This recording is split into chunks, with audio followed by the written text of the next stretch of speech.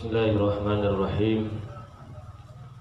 Assalamualaikum warahmatullahi wabarakatuh.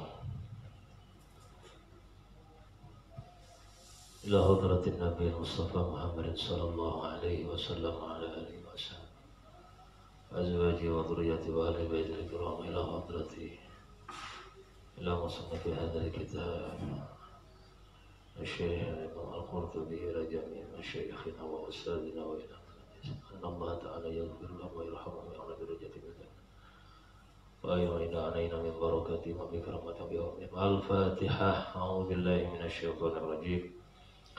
بسم الله الرحمن الرحيم. الحمد لله رب العالمين الرحمن الرحيم مالك يوم الدين إياك نعبد وإياك نستعين اهدنا الصراط المستقيم صراط الذين أنعمت عليهم غير المغضوب عليهم ولا الضالين آمين. بسم الله والحمد لله الصلاة والسلام على رسول الله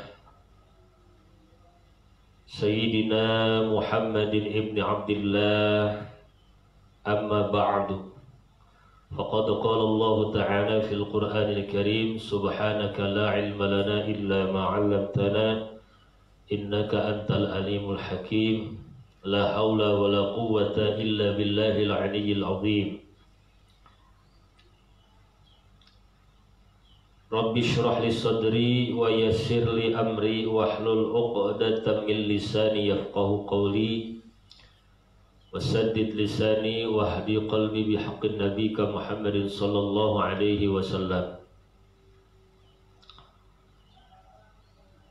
Para sahabat dan saudara dimanapun kalian berada, alhamdulillah, puji dan syukur yang pertama dan yang paling utama, marilah kita sama-sama panjatkan kehadirat Allah Subhanahu wa Ta'ala, di mana di pagi hari ini dengan rahmat serta karunia-Nya kita masih diberikan oleh Allah Subhanahu wa Ta'ala waktu dan kesempatan untuk mengumpulkan dan menambah pundi-pundi amal sebagai bekal kita untuk kehidupan yang abadi di masa yang akan datang.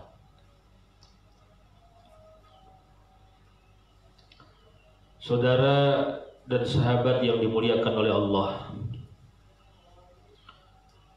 pada pagi hari ini insya Allah kita akan melanjutkan, yaitu kajian kita dalam membahas Kitab At-Tadhkirah bi Ahwalil Mauta wa Umuril Akhirah. Pada pertemuan yang lalu telah kita bahas, yaitu bab yang menjelaskan tentang anjuran agar kita berusaha senantiasa berhusnudzon kepada Allah, berprasangka baik kepada Allah Azza wa Jalla, terutama yaitu di saat menjelang datangnya kematian kepada kita. Pada saat kita dalam keadaan sudah tidak lagi berdaya dan tidak lagi mempunyai kekuatan, dan setiap manusia, setiap makhluk Allah pasti akan merasakan yang namanya sakaratul maut.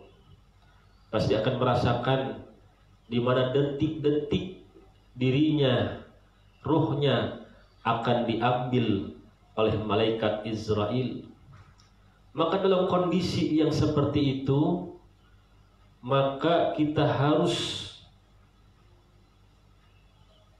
berusaha agar senantiasa berprasangka baik, berhusnudzon kepada Allah, bahwa Allah akan mengampuni dosa-dosa kita dan kita akan diberikan rahmat dan pertolongan oleh Allah Subhanahu wa Ta'ala. Akan tetapi yang harus kita tafakurkan, yang harus kita pikirkan adalah bahwa husnuzon, berprasangka baik kepada Allah itu tidak semudah yang kita bayangkan, saudaraku yang dirahmati oleh Allah. Jangankan pada saat kita dalam keadaan sekarat, dalam posisi kita pada saat ini yang masih dalam keadaan sehat, masih dalam keadaan banyaknya nikmat Allah yang kita rasakan, atau mungkin pada saat kita diberikan musibah, mungkin rizki kita sedikit berkurang dan tidak seperti biasanya, sulit rasanya menjaga husnudzon, berprasangka baik kepada Allah. Yang ada di dalam hati kita adalah suudzon kepada Allah, berprasangka buruk kepada Allah. Rizkinya kurang, prasangka buruk kepada Allah. Allah tidak sayang kita, Allah tidak cinta kita, Allah sedang memberikan hukuman kepada kita. Kondisi semacam ini saja kita tidak mampu untuk menjaga husnudzon kepada Allah, berprasangka baik kepada Allah. Maka bagaimana pada saat ketika kita, ruh kita, jasmani kita, jasad kita sudah tidak lagi mampu bergerak, sudah tidak lagi mempunyai kekuatan dan daya upaya. Ketika roh kita diambil oleh malaikat maut, kita harus tafakurkan, mampukah kita pada saat itu bersikap husnudzon kepada Allah? Mampukah kita pada saat itu nanti kita berprasangka baik kepada Allah? Oleh karenanya, saudaraku dan sahabat yang Allah muliakan, qala al-ulama, berkata ulama, bahwa orang yang berhusnudzon kepada Allah ketika pada saat indal maut, pada saat datangnya kematian kepadanya, adalah kebanyakan di antara mereka adalah orang-orang yang sudah membangun hubungan yang baik sebelum datangnya ajal kepada mereka. Orang yang bisa mampu berprasangka baik kepada Allah pada saat sakaratul maut, pada saat kematian datang kepadanya, adalah orang-orang yang pada saat masa hidupnya sudah membangun hubungan yang baik, yang indah, yang dekat dengan Allah. Saudaraku yang dirahmati oleh Allah, mari kita tafakurkan. Kenapa?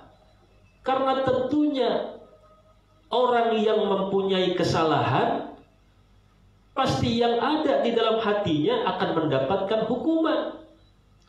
Orang yang melakukan kesalahan, pasti yang ada di dalam hatinya adalah merasa bersalah, dan di dalam hatinya pasti akan terkumpul zon dan sangkaan bahwa dirinya akan mendapatkan murka dan ancaman. Saudaraku yang dirahmati oleh Allah, contoh saja, pada saat kita waktu masih kecil, kita melakukan kesalahan atau kita telat berangkat sekolah.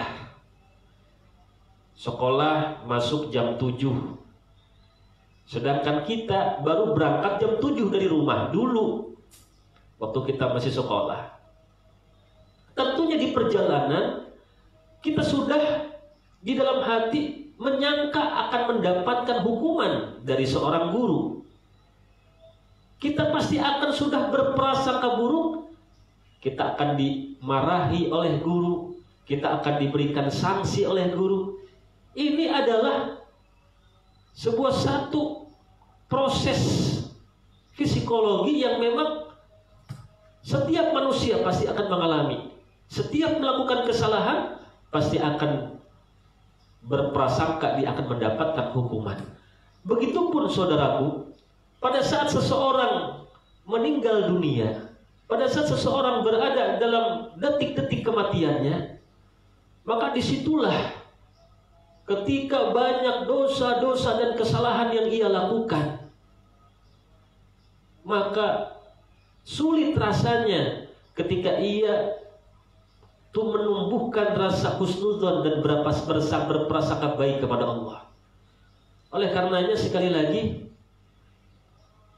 sebelum datangnya kematian itu, maka jagalah hubungan yang baik dan indah kepada Allah Subhanahu wa ta'ala.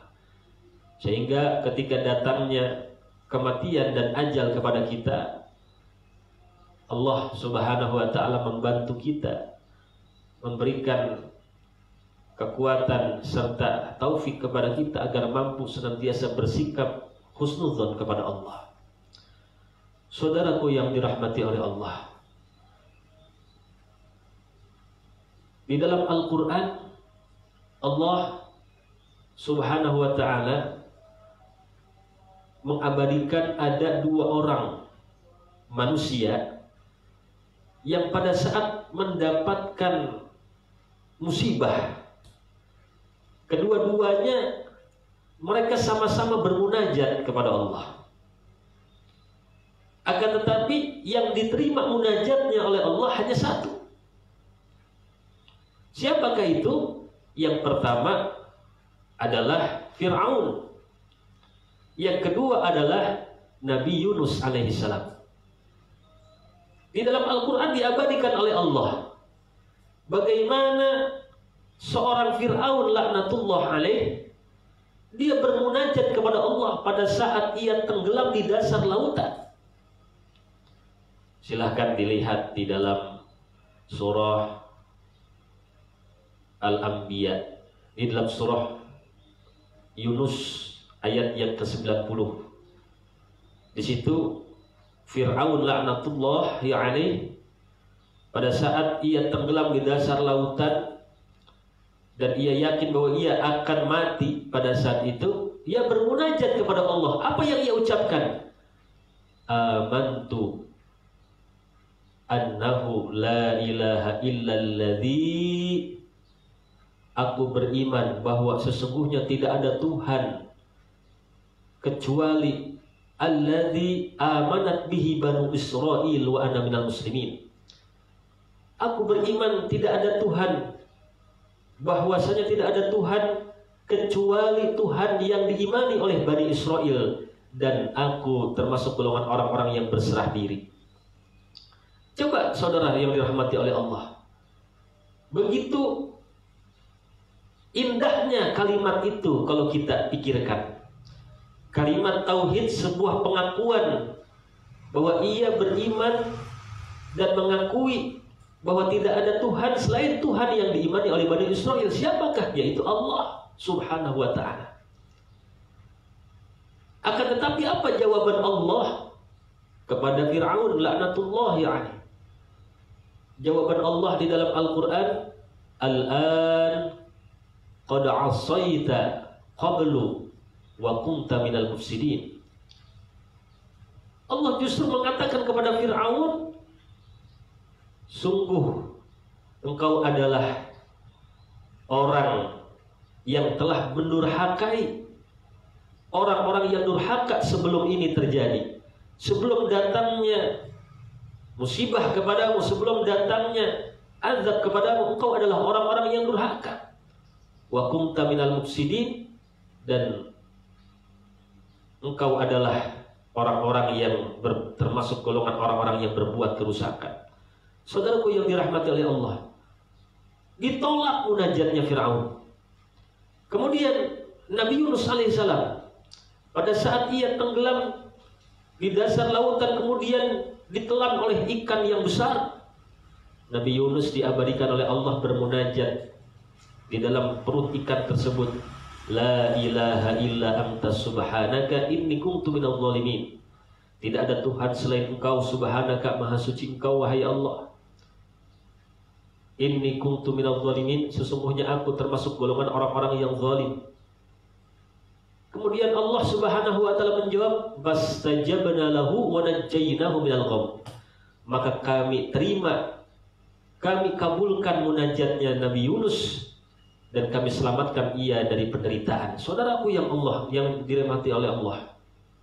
Coba kita tafakurkan ini.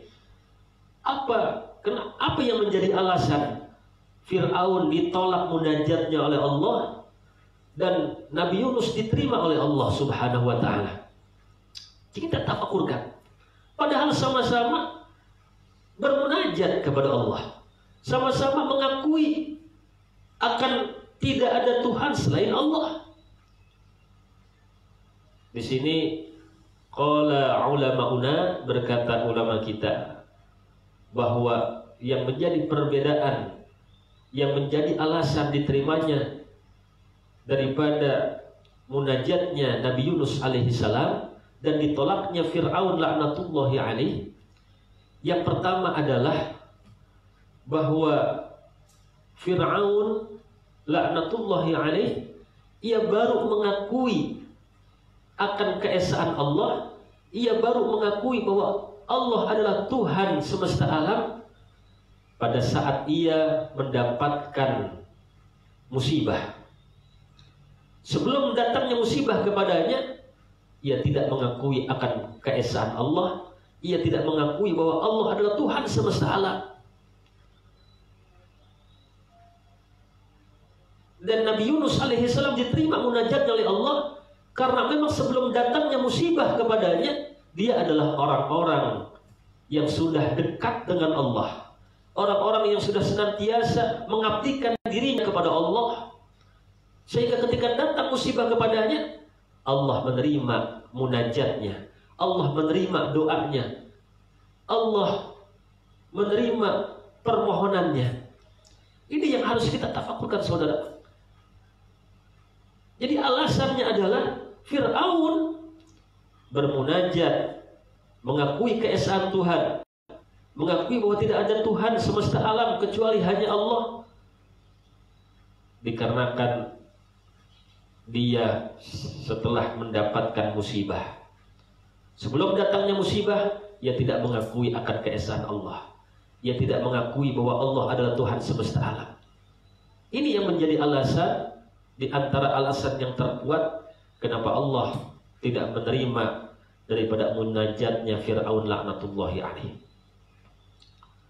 Saudaraku yang dirahmati oleh Allah, oleh karenanya ini bisa dijadikan pelajaran bagi kita bahwa kalau kita ingin berhusnudzon, kalau kita ingin mendapatkan pertolongan dari Allah pada saat masa-masa sulit yang kita alami, masa-masa terutama pada saat menjelang kematian, pada saat datangnya sakaratul maut kepada diri kita, di situ tidak ada yang dapat menolong kita kecuali Allah. Maka perbaikilah hubungan yang baik kita kepada Allah pada saat kita dalam masa-masa diberikan oleh Allah umur, kesehatan, waktu luang dan sebagainya. Saudaraku yang dirahmati oleh Allah, baik, kita lanjutkan pembahasan kita di pagi hari ini, yaitu babu talqinil mayyit la ilaha illallah.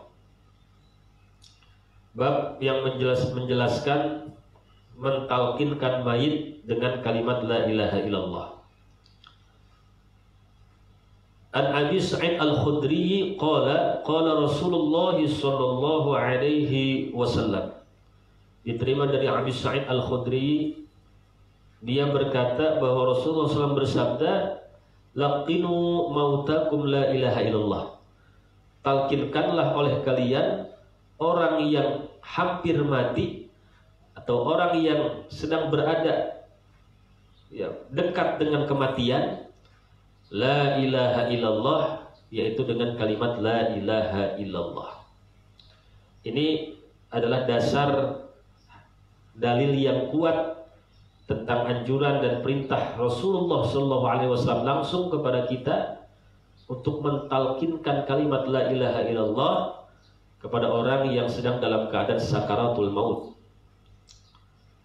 Juga ada satu hadis yang hadis ini diterima dari Ibnu Abid Dunya an Zaid bin Aslam qala Utsman bin Affan qala Rasulullah sallallahu alaihi wasallam idza tadara al-maitu falaqqinuhu la ilaha illallah.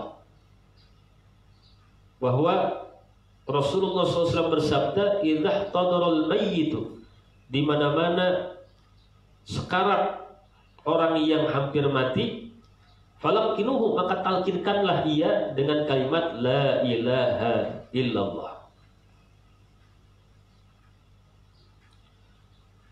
Kemudian masih banyak lagi hadis-hadis yang menerangkan tentang hal itu. Termasuk diantaranya adalah hadis yang diriwayatkan oleh Abu Na'im fi Hilyatil Awliya, dalam satu hadis yang diterima oleh Ismail bin Ayyash an Abi Mu'ad Utbah bin Hamid, bahwa disebutkan baginda dari Nabi besar Muhammad SAW, uhduru mautakum walaqqinuhum la ilaha illallah. Hadirlah kalian kepada orang yang hampir mati di antara kalian, walaqqinuhum la ilaha illallah, dan talkinkanlah mereka dengan kalimat la ilaha illallah, wa basyiruhum bil jannah, dan berikanlah kabar gembira kepada mereka dengan surga. Fa innal hakima minar rijal yatahayyaru inda dzalikal masra, karena sesungguhnya orang yang bijaksana di antara laki-laki, yatahayyaru, itu pun bingung, dalam keadaan kebingungan, inda dzalikal masra, pada saat datangnya kematian kepada mereka. Wa inna syaitana aqrabu ma yakunu min ibni adam inda dzalikal masra, sesungguhnya syaitan lebih dekat dibandingkan anak Adam inda dzalikal masra, pada saat menjelang datangnya kematian. Walladzi nafsi biyadihi, dan demi zat yang diriku berada dalam kekuasaannya, la ma'ayatu malakil maut asyaddu min alfi darbatin bisayf, pandangan malaikat maut itu lebih dahsyat dibandingkan 1000 tebasan pedang. Saudara yang dirahmati oleh Allah,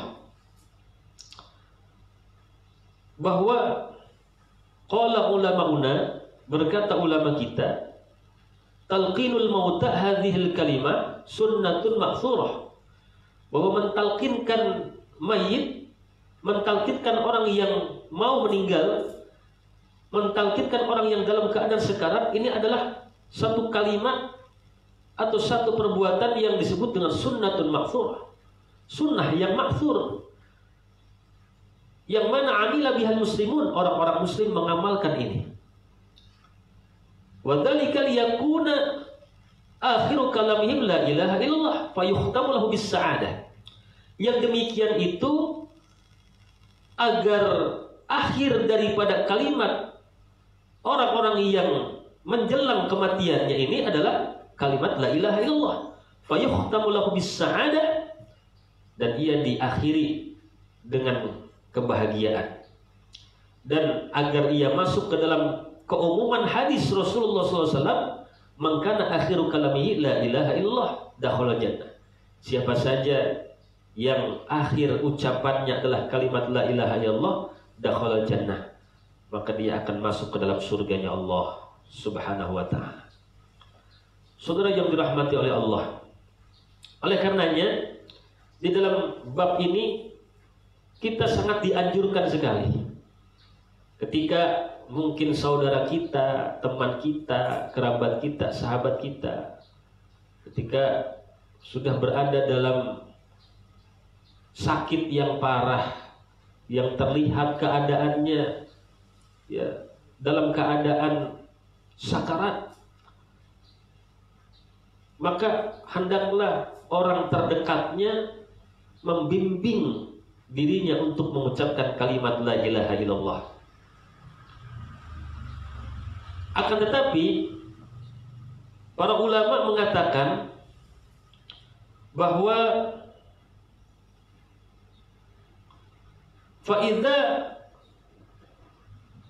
di mana-mana seseorang sudah mentalkinkan orang yang mau meninggal ay al-muhtadhar wa qalaha marratan wahidah, dan orang yang sakarat ini telah mengatakan kalimat tersebut satu kali, fala tu'adu alaihi li'alla yadjar,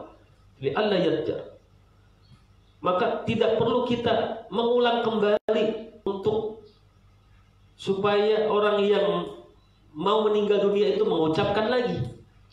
Artinya ketika sudah ia ucapkan kalimat la ilaha illallah, maka berkata ahlul ilmi, berkata ulama, agar kita berdiam. Sudah cukup satu kali saja. Maka di sini disebutkan, ya, para ulama mengatakan tentang makruhnya seseorang mentalkinkan mayit, ya, al-iktsar minat talqin, memperbanyak talqin. Artinya apa? Ketika kita bimbing la ilaha illallah, kemudian orang yang sekarat itu dia sudah mengucapkan kalimat la ilaha illallah, kita ulang lagi la ilaha illallah sampai berkali-kali. Ini adalah satu perbuatan yang dapat membuat orang yang dalam keadaan sekarat ini merasa bosan, merasa jenuh. Nah, ini yang tidak diinginkan. Ya, jadi kata ulama, termasuk diantaranya Abu Muhammad Abdul Haq, wa innama dzalika li annahu yakhafu alaihi. Yang demikian itu kalau kita berulang-ulang mentalkinkannya, maka dikhawatirkan orang yang dalam keadaan sekarat itu atau orang yang dalam keadaan sedang repot itu menjelang kematiannya ayyatabarrama wa yadjar, itu jenuh dan bosan. Ketika orang yang sedang dalam sekarat atau dalam keadaan repot dalam menjelang kematiannya itu jenuh dan bosan, maka di situ ada selak datangnya setan yang menggodanya, fayakunu sababan li su'il khatimah, sehingga itu menjadi sebab matinya dalam keadaan su'ul khatimah. Na'udzubillah.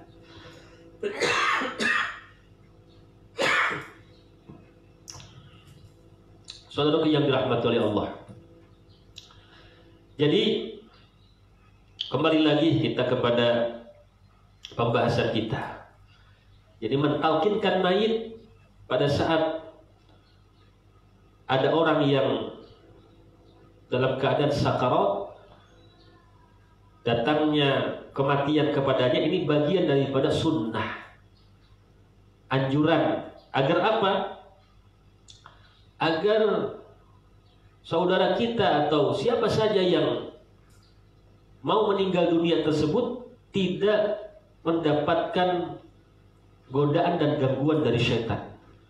Karena nanti di bab selanjutnya akan dijelaskan bahwa ketika seseorang dalam keadaan muhtadhar atau dalam keadaan sedang sakarat, maka syaitan akan terus mengganggunya untuk memalingkan keimanannya, untuk merusak akidahnya. Saudaraku yang dirahmati oleh Allah,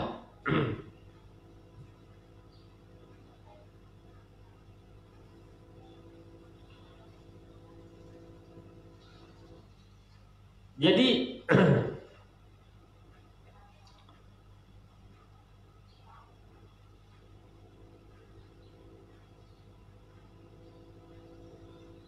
wal maqsudu ayyamuta ar-rajul wa laysa fi qalbihi illa Allah. Kenapa ulama tidak menyukai atau menganjurkan kepada kita untuk tidak berulang-ulang, ya, untuk tidak berulang-ulang mentalkinkan orang yang hampir meninggal. Ya, ketika orang yang hampir meninggal ini sudah mengucapkan la ilaha illallah, Dikarenakan yang dimaksud di sini adalah agar tujuannya hatinya tertanam kalimat atau tertanam ya lafaz Allah. Artinya yang dimaksud di sini agar hatinya ingat kepada Allah. Jadi yang dimaksud di sini adalah hatinya. Li'annal midaru 'alal qalbi wa 'amalul qalbi huwa alladhi yanzuru fihi wa takunu an-najatu bihi. Kita talkinkan ia, kita bisikan ia dengan kalimat la ilaha illallah agar hatinya langsung ingat kepada Allah. Wa amma harakatul lisan duna an takuna tarjamatu amma fil qalbi fala faidata fiha. Adapun gerakan lisan ini tidak begitu terlalu berfaedah, tidak begitu terlalu dimaksud ya. Artinya kalau ketika kita bisikan kalimat la ilaha illallah kemudian orang yang mau meninggal itu tidak sanggup untuk mengucapkannya ya, sulit untuk mengucapkannya, maka bukan berarti ia adalah orang yang su'ul khotimah. Bisa jadi ia ucapkan di dalam hatinya. Karena yang dimaksud mentalkinkan ini adalah agar hatinya ingat kepada Allah. Jadi tidak perlu kita ya berulang-ulang dengan la ilaha illallah, la ilaha illallah. Saudaraku yang dirahmati oleh Allah. Ya, termasuk sehingga di dalam suatu riwayat an Abdullah bin Syabramah annahu qala dakhaltu ma'a Amir asy-Syu'bi ala marid na'uduhu fawajadnahu lima bihi wa rajulun yalqinuhu asy-syahadah wa yaqulu lahu qul la ilaha illallah wa huwa yuksiru alaihi. Diterima dari Abdullah bin Syabramah, sesungguhnya ya, dia berkata aku pernah masuk bersama Amir asy-Syu'bi kepada orang yang sedang dalam keadaan sakit, menjenguk orang yang sakit. Maka di situ aku mendapati ada seorang laki-laki yang mentalkinkan orang yang sakit tersebut dengan syahadah, dengan kalimat la ilaha illallah. Akan tetapi wa huwa yuksiru alaih, dengan kalimat ditalkinnya dengan la ilaha illallah banyak sekali, la ilaha illallah, la ilaha illallah. Sehingga faqala lahu asy-Syu'bi, berkata kepada laki-laki tersebut yang mentalkinkan orang yang sekarat tersebut, yaitu siapa? Asy-Syu'bi. Kata Imam Asy-Syu'bi, urfuq bihi, kasihanilah dia. Ya, fatakallama al-marid, maka orang yang sakit itu berbicara. Orang yang sedang sekarat itu berbicara. Wa qala in talaqini aw la talaqani, ya, engkau talkinkan aku atau engkau tidak talkinkan aku, maka aku tidak akan meninggalkan kalimat tersebut, yaitu kalimat la ilaha illallah. Kemudian ya, ini berkata Asy-Syu'bi, alhamdulillahilladzi naja sahibuna, ya, sahibana hada, segala puji bagi Allah yang telah menyelamatkan sahabat kami ini. Saudara yang dirahmati oleh Allah, jadi dalam kisah ini kita bisa diambil pelajaran bahwa orang-orang yang di masa hidupnya senantiasa selalu membiasakan diri mengucapkan kalimat la ilaha illallah, maka insya Allah ketika menjelang ajalnya, menjelang kematiannya, maka Allah akan menetapkan kalimat tersebut di dalam hatinya. Sehingga tidak perlu kita terlalu banyak mentalkinkan orang tersebut. Ya. Ini adalah diantara daripada kaul-kaul para ulama tentang adab atau tata cara kita mentalkinkan mayit. Jadi jangan sampai ya kita talkinkan terus-menerus sampai orang yang mau meninggal dunia ini jenuh, bosan dan sebagainya.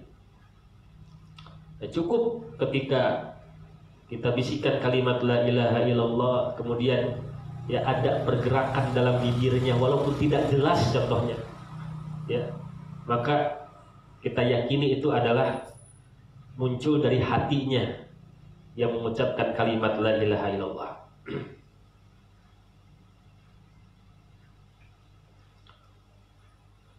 Kemudian qultu, saya berkata, yaitu Al-Imam Al-Qurtubi, la budda min talqinil mayyit wa tadhkirihi asy-syahadah wa in kana ala ghayati min at-tayqiz, bahwa mesti mau tidak mau mentalkinkan mayit itu dan juga mengingatkannya akan syahadat, walaupun orang yang kita talkinkan itu dalam keadaan yang sangat sadar.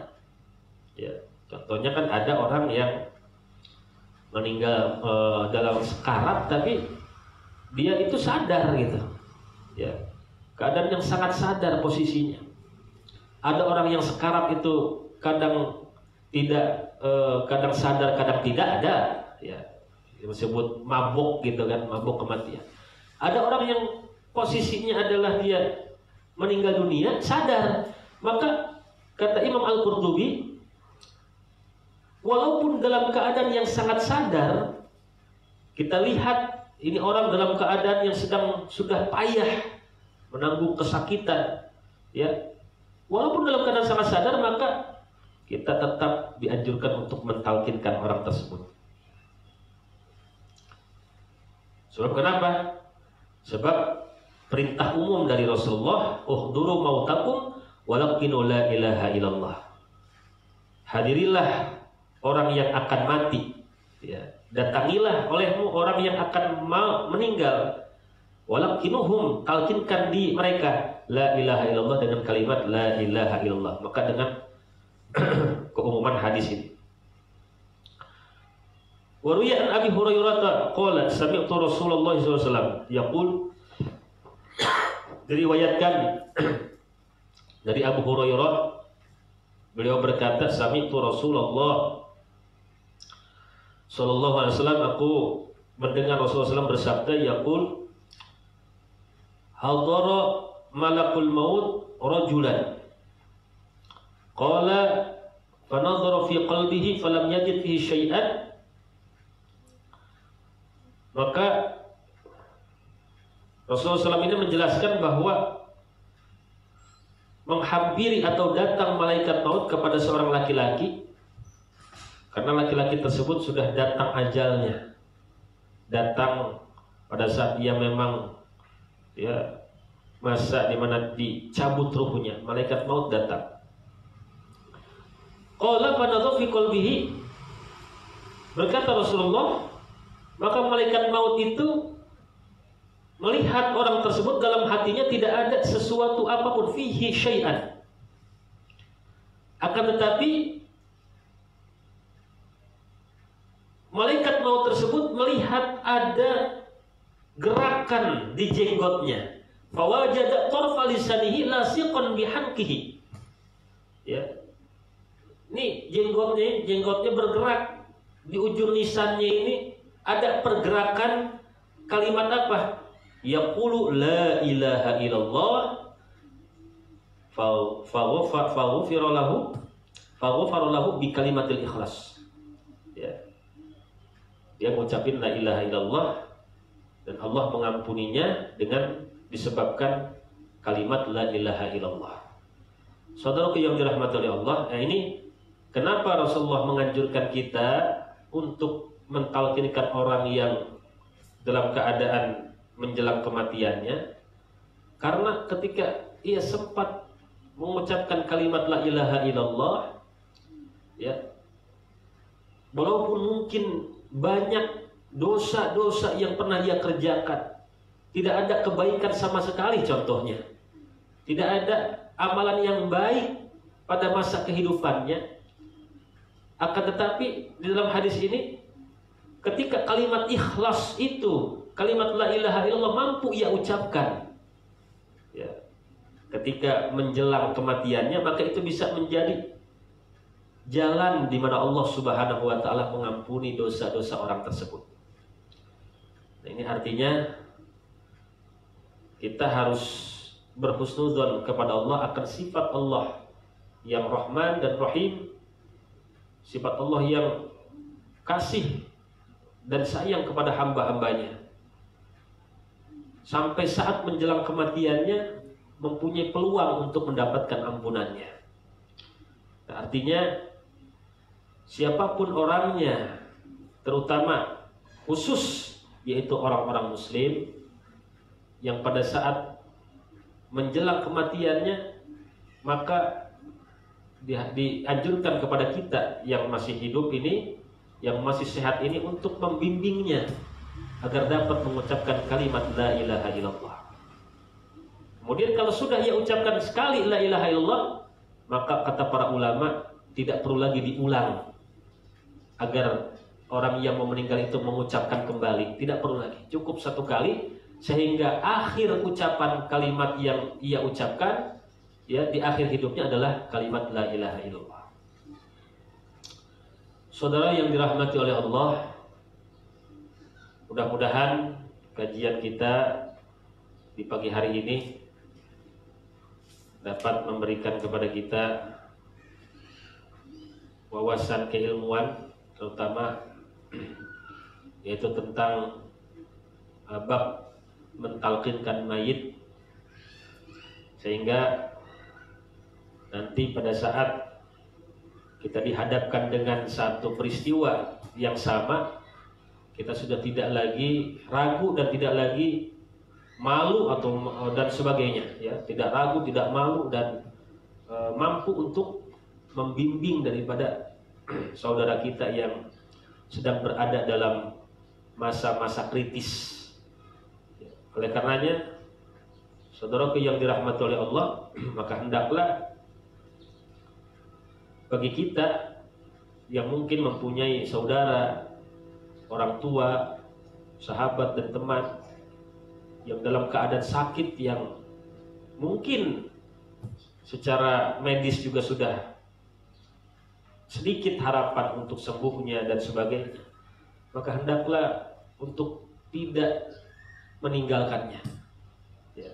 Hendaklah untuk senantiasa sering dekat bersamanya, agar kita dapat membimbingnya untuk dapat mengucapkan kalimatul ikhlas, yaitu kalimat la ilaha illallah, dan agar syaitan ya tidak mempunyai kesempatan untuk menggoda keimanan dan merusak akidahnya. Mudah-mudahan apa yang disampaikan bermanfaat, khususnya bagi diri saya pribadi dan umumnya kepada saudara-saudara, para sahabat, khususnya sahabat yang ada di FB ya, atau Facebook. Mudah-mudahan sekali lagi Allah Subhanahu wa taala memberikan kepada kita hidayah dan taufiknya, sehingga kita bisa mendapatkan ya ilmu yang nafi, ilmu yang bermanfaat, sehingga kita bisa amalkan di dalam kehidupan kita guna mendapatkan keselamatan hidup di dunia dan akhirat. Wallahu a'lam bissawab. Raditu billahi rabba wa bil islami dina wa bi Muhammadin nabiyya. Raditu billahi rabba wa bil islami dina wa bi Muhammadin nabiyya. Asyhadu an la ilaha illallah, asyhadu anna Muhammadar Rasulullah. Assalamualaikum warahmatullahi wabarakatuh.